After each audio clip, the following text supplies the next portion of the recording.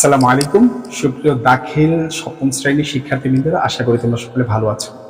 তো তোমাদের সাথে আমি ধারাবাহিকভাবে তোমাদের ক্লাসের ভিডিওগুলো করে যাচ্ছি, আশা করি তোমরা দেখছো এবং অবশ্যই তোমরা রেসপন্স করছো না। আমার এই একটা জায়গায় খুবই আফসোস থেকে যাচ্ছে, তোমরা বুঝতে পারছো কি পারছো না সে ব্যাপারটা তোমরা জানাচ্ছ না। তোমরা যদি এই ব্যাপারে কোনো ঝামেলা থাকে, তোমরা কি কি বিষয় প্রয়োজন, তোমাদের কি কিভাবে ক্লাসের দরকার এই আরবি বিষয়ের উপরে, তোমরা অবশ্যই আমাকে কমেন্ট সেকশনে জানাতে পারো। তো আসো আমরা আজকে একটা বিষয় শিখবো, সেটা হচ্ছে কি, সেটা হচ্ছে তারজমা অংশ, অনুবাদ অংশ আমাদের। এটা হচ্ছে নামুজাতুল আউয়াল, মানে প্রথম যে নমুজাটা সেটাই হচ্ছে আমাদের নমুনাটা, যেটাকে বলে এটাকে নমুজা বলে আরবিতে। নমুজা প্রথম নমুনাটা এখানে আছে মুবতাদা যোগ খবর মিলে একটা বাক্য তৈরি হয় জুমলাতুল ইসমিয়া। তোমরা ক্লাস 6 এ এগুলা মোটামুটি একভাবে শিখেছিল, তবে এখন একটু আরো স্মার্ট ভাবে শেখানো হচ্ছে। এটা তোমাদের আরেকটু অ্যাডভান্স হয়েছে, তাই তোমাদের এভাবে দেওয়া হয়েছে। এটা তোমাদের একেবারে 3 মিনিটের একটা পড়া, ঠিক আছে? তো এখানে দেখো তোমার বইতে লেখা আছে সিস্টেমটা কি। সিস্টেমটা হচ্ছে যে এখানে যেটা দেওয়া আছে, প্রথমে আল্লাহু রাযিকুন। স্যার এগুলো তো আমরা শুনতে শুনতে অভ্যস্ত, কিন্তু তোমাকে যদি জিজ্ঞাসা করা হয় আল্লাহু রাযিকুন, আল্লাহু রাযিকুন, আচ্ছা, এই যে আল্লাহু রাযিকুন বাক্যটা তৈরি হলো, এটা আল্লাহ রিজিক দাতা, এই বাক্যটা তৈরি হলো কিভাবে? জবরজের পেশ এরকম কেন হলো? এরকম না হয়তো অন্য কিছু, আল্লাহ রাজ্জাকুন এরকম তো হতে পারতো, অন্য কিছু তো হতে পারতো, রাজ্জাকিন এরকম তো হতে পারতো। হ্যাঁ, সে ব্যাপারটা না। আবার তোমাকে যদি এটা যে পূর্ণ বাক্য, তার ব্যাপার মানে কিভাবে আমি বুঝবো, তার প্রমাণ কি, সেটাও তোমাকে জানতে চাইতে পারে না? হ্যাঁ, সেই বিষয়টা আমরা এখন শিখবো, যাতে করে আমরা এই ব্যাপারটা একেবারে নিশ্চিত হয়ে যেতে পারি। সে কারণে আমাদের এই ব্যাপারগুলো জানা। এখান থেকে আমরা জানলে কি হবে, বড় বড় বাক্যগুলোকে আমরা বুঝবো, সামনে যত আরবিতে বাক্য তৈরি করতে হয় আমরা বলতে পারবো, ইজিলি হয়ে যাবে। ঠিক আছে, তো আসো আমরা শুরু করি। তো এখানে বলছে আল্লাহু রাযিকুন, আল্লাহ হচ্ছেন কি রিজিক দাতা। হ্যাঁ, এই যে আল্লাহ যে রিজিক দাতা, অর্থাৎ ইংলিশে কি বলবো, Allah is the provider of the sustenances. Allah of the sustenances, Allah is the provider of sustenances, মানে আল্লাহ হচ্ছেন কি রিজিক দাতা, এটা বললেন। আচ্ছা, ভালো কথা। এখন বাক্যটা কিভাবে তৈরি হলো? প্রথমে বলা হয়েছিল মুবতাদা, অর্থাৎ এই অংশটা হচ্ছে মুবতাদা, এটা একটা আলাদা একক শব্দ। আল্লাহ একটা একক শব্দ না? বুঝাই তো যাচ্ছে আল্লাহ একটা একক শব্দ। রাযিকুন এটাও দেখো তো একটা একক শব্দ না? হ্যাঁ, একক। আল্লাহ এক বিষয়, রিজিক আর এক বিষয়। আল্লাহ এক বিষয়, রিজিক আর এক বিষয়।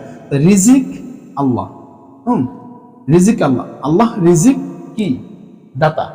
এখন এই মাঝখানে আরেকটা বিষয় লুকায়িত আছে, এটা যখন আমরা ইন্টারমিডিয়েটে পড়বো, আলিমে পড়বো, তখন এই ব্যাপারটা আস্তে আস্তে জানবো যে কি লুকায়িত থাকে, কিভাবে এখানে সামনে কি আছে পিছে কি আছে, এগুলো এখন আমরা আস্তে ধীরে জানবো। তো এখন স্বাভাবিকভাবে আমরা শিখে যাই, স্বাভাবিক গ্রামার অনুসারে, নিয়ম অনুসারে শিখি যে কি কারণে এটা এরকম হলো মুবতাদা এবং খবর। আবার বিভিন্ন কারণে দেখা যায় এই সব শব্দের শেষে জবর জের পেশ অনেক কিছু পরিবর্তন হয়ে যাবে সামনে মুবতাদা খবরের, সেগুলো এখন আমাদের জানার বিষয়। কিন্তু বেসিক নিয়ম অনুযায়ী যেটা আমরা শিখবো সেটা হচ্ছে মুবতাদা সবসময় পেশ বিশিষ্ট হবে, খবরও সবসময় পেশ বিশিষ্ট হবে। হ্যাঁ, আরেকটা বিষয়, মুবতাদা সবসময় মারেফা হবে, খবর সবসময় নাকেরা হবে। শিখবো আমরা মারেফা কি নির্দিষ্ট একটা শব্দ হবে, আর খবর সবসময় অনির্দিষ্ট একটা শব্দ হবে। তবে এই খবরটার ক্ষেত্রে আরেকটা কথা আছে, তোমার বইতে দেখো, এই খবরটা যদি ইসমে ফাইল হয়, আমরা মিজানে শিখবো, এটা ইসমে ফাইল হলে তখন এই খবরের বচন অনুযায়ী এটাও পরিবর্তন হবে এবং লিঙ্গ অনুযায়ী মুবতাদারও পরিবর্তন হবে। খবর যদি ইসমে ফাইল হয় এবং বচন এবং লিঙ্গ অনুযায়ী, তখন তাকে মুবতাদাকে পরিবর্তন করতে হবে। কার কারণে করতে হবে? খবর এর কারণে। খবর যদি কি হয় ইসমে ফাইল হলে, তখন মুবতাদাকে লিঙ্গ এবং বচন অনুযায়ী পরিবর্তন করতে হবে। যদি ইসমে ফাইল না হয়, ইসমে জামেদ হয়, তাহলে আর এই ব্যাপারটা লাগবে না, এই নিয়মটা খাটবে না। দেখো তোমার বইয়ের নিচে এটা লেখা আছে, এটাই হচ্ছে মূলত বিষয়। আচ্ছা, তো এখন কিভাবে একটা বাক্য তৈরি করলাম, যে প্রথম যে বিষয়টা মুবতাদা, প্রথমে থাকবে মুবতাদা, দ্বিতীয়তে থাকবে খবর। প্রথম অংশে মুবতাদা আল্লাহ একটা কি তার অবস্থা, সাবজেক্ট। এখানে রিজিক দাতা কে? আল্লাহ। তাহলে আল্লাহ রিজিক দাতা, প্রদানকারী, ঠিক না? আল্লাহ রিজিক প্রদানকারী। তো এটাই তো বললাম যে আল্লাহ ইজ দ্য প্রোভাইডার অফ সাস্টেন্সেস, আল্লাহ হচ্ছেন কি রিজিক দাতা। এখন এই যে মুবতাদা, মুবতাদা শব্দটা আচ্ছা, এটা গেল, বুঝতে পারছি কিভাবে। এবং মুক্তাদা সবসময় যে যা পাবে খবরও তাই পাবে, মানে মুক্তাদার শেষ অক্ষরে যে এ অরব হবে, মানে যে হরকত হবে, খবরের শেষেও ওই একই হরকত হবে, তবে বিভিন্ন জায়গায় ভিন্ন রকম। এখন আমাদের ওটা বিষয় আস্তে ধীরে আমরা আলোচনা করব। আচ্ছা, পরে আবার বলছে যে মুহাম্মাদুন রাসূলুল্লাহ, মুহাম্মদ সাল্লাল্লাহু আলাইহি সাল্লাম কি রসুল, মুহাম্মাদুর রাসূল, মুহাম্মাদুন রাসূলুন।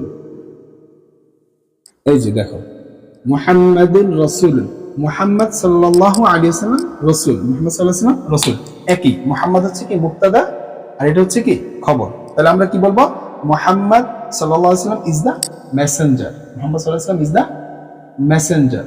ঠিক আছে, এটা গেল একটা। এরপরে আমরা আরেকটা দেখি, আমরা 3-4টা দেখে আজকে শেষ করে দেব, জাস্ট বেসিকটা আমরা বোঝার ক্ষেত্রে। এরপরে আসো আল কোরআনু হুদা, আল কোরআনু হুদা, আল কোরআনু হুদা। আচ্ছা, কোরআন পথ প্রদর্শক, কোরআন পথ প্রদর্শক, তাহলে হুদা। এই যে দেখো, এখানে কিন্তু পরিবর্তন হয়ে গেছে, পেশ নাই। ঠিক আছে, এখানে পেশ নাই, এখানে জবর হয়ে গেছে, হুদা না বলে 2 জবর। ঠিক আছে, আল কোরআন হুদা। এখন এই জায়গাটার ক্ষেত্রে একটা প্রশ্ন আসবে সামনে, স্যার এখানে তো এরকম হলো কেন? আপনি বললেন যে মুবতাদা যা হবে খবরও তা হবে। ঠিক আছে, এবং এখানে এটা এই দুইটা কিন্তু আবার ইসমে ফাইল না, এটা কিন্তু ইসমে ফাইল। আমাদের এগুলো কিন্তু ভালো করে জানতে হবে। এটা কি পরিবর্তন হবে না? এটা কখনো পরিবর্তন হবে না। এটা একবচন হোক দ্বিবচন হোক, যা আছে খবর ওইভাবেই থাকবে, মানে এই খবর যা আছে মুবতাদা ওইভাবেই হবে। এখন মুবতাদাতে যে বহুবচন নেই তাতেও কোনো অসুবিধা নাই, একবচন নেই তাতেও কোনো অসুবিধা নাই, স্ত্রীলিঙ্গ নেই তাতেও কোনো অসুবিধা নাই, পুরুষ লিঙ্গ নেই তাতেও কোনো অসুবিধা নেই। ঠিক আছে, এই ব্যাপারটা একটু আলাদা। বেসিক লেভেল থেকে আমরা উপরের লেভেলে গেলে এগুলো একটু আলাদা মতামত জানবো।